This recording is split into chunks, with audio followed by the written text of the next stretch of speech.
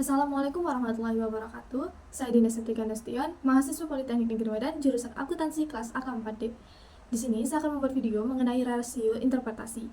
Di sini saya membawakan dua rasio, yaitu rasio likuiditas dan rasio aktivitas. Video ini saya ajukan untuk memenuhi tugas mata kuliah manajemen keuangan. Nah, saya menggunakan perusahaan PT Sepatu Bata Tbk untuk membantu saya mengerjakan segala jenis rasio yang kita butuhkan untuk menginterpretasikannya kemudian. Yang mana kita tahu bahwa PT Sepatu Bata Tbk ini telah go public, yang mana sudah tertera di situs IDX, dan kita bisa menemukan laporan posisi keuangannya. Baik, untuk mempersingkat waktu, mari kita langsung menuju ke interpretasinya. Baik, di sini saya akan menjelaskan mengenai rasio likuiditas terlebih dahulu. Nah, rasio likuiditas ini terdiri dari 3 bagian, yaitu ada current ratio, quick ratio, dan cash ratio. Sebenarnya ketiga ini sama-sama menghitung bagaimana sih perusahaan apakah mampu atau tidak mampu menjamin kewajiban lancarnya dengan aset yang dimiliki. Baik, di tabel pertama ini merupakan hasil dari perhitungan rasio yang telah saya lakukan. Kemudian tabel 2 ini merupakan standar rasionya. Baik, pertama saya mencari dulu mengenai current rasionya. Nah, pada tabel di atas menunjukkan bahwa walaupun berfluktuasi, PT Sepatu Bata Tbk hanya mampu menjamin utang jangka pendek dengan aset lancar yang dimiliki pada tahun 2019 saja, di mana mendapatkan nilai yaitu 3,31. Dan kita tahu di sini standarnya adalah 2 kali. Nah, sedangkan pada tahun 2020 hingga 2022, hasil dari current ratio selalu di bawah angka 2, dengan nilai tertinggi pada tahun 2021 yaitu 1,51.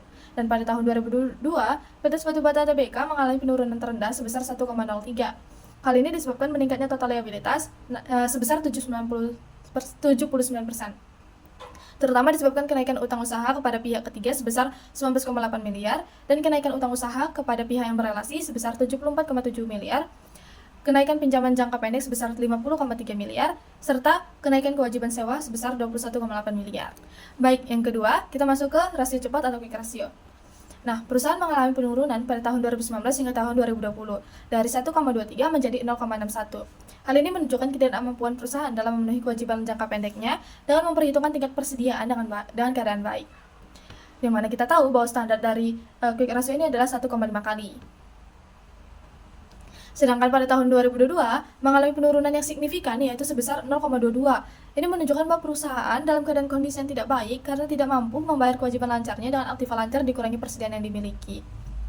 Nah, pada bagian ketiga, yaitu adalah cash ratio. Pada tahun 2019 sebesar 5% nih cash rasionya, dan mengalami peningkatan menjadi 24% di tahun 2020. Walaupun mengalami peningkatan, ini masih kurang untuk dikategorikan baik, dikarenakan ini menunjukkan kemampuan perusahaan dalam memenuhi kewajiban jangka pendeknya dengan kas tidak baik, karena yang mana kita tahu bahwa rasio pada kas itu adalah 50%.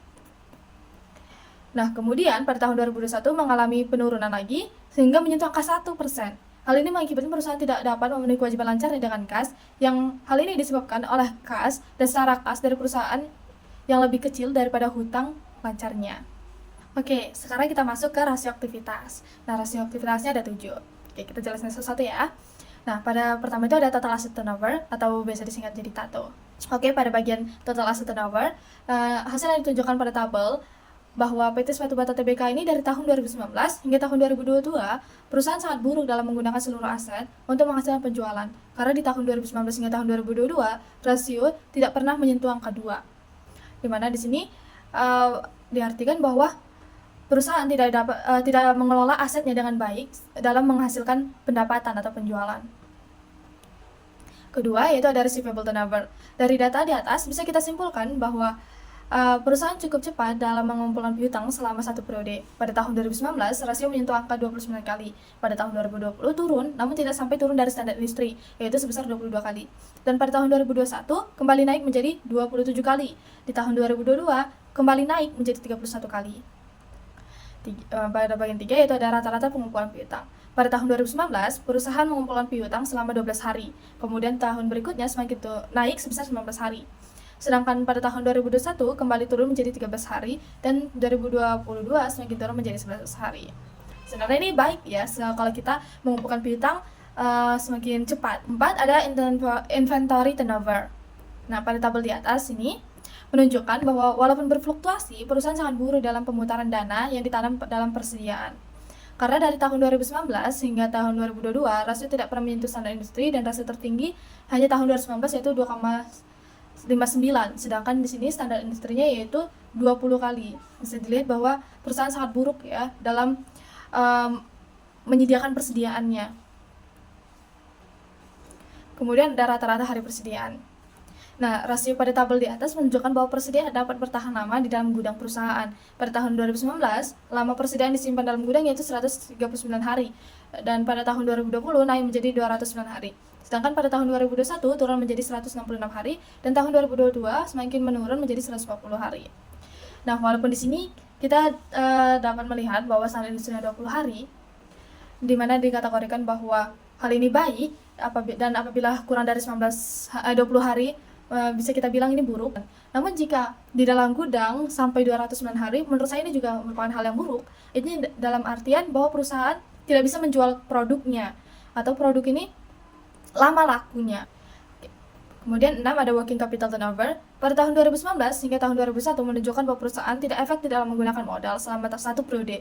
Sedangkan pada tahun 2022, rasio yang ditunjukkan sangat tinggi, yaitu sebesar 58 kali. Berarti bahwa perusahaan sangat efektif dalam menggunakan modalnya.